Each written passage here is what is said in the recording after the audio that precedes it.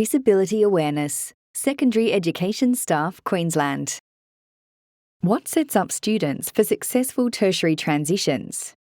Response from Secondary Education Staff, Hayley McDonald, Education Services Advisor, Independent Schools, Queensland.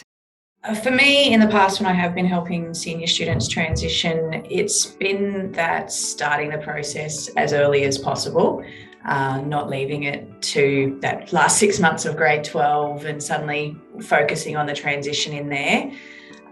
In IEPs, if students have got IEPs, looking at starting and looking for a plan A, plan B, plan C, if they've got lots of ideas, and just bringing in that idea early of what's next after high school and starting those conversations as early as possible.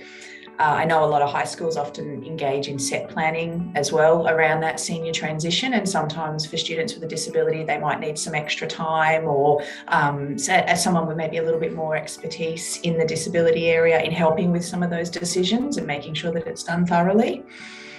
A very student-centred approach, I think, is important here. So making sure it's about what the student is transitioning to, and we've really captured their voice as well, and what it is that they might think that they need that help with, because every student's an individual, so making sure it's tailored to that student.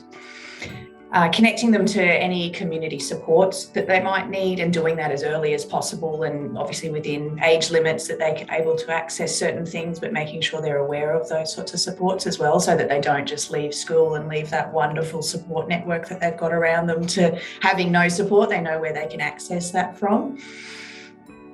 And then probably having access to their support documents as well that they've been using through school. So whether that's an IEP or some sort of a plan, whether that's ARA applications and statements that might have come out for them, but making sure they've got access to those and they understand what those documents are and how they could use them in the future.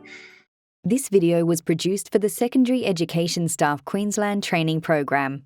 For more information, visit www.disabilityawareness.com.au.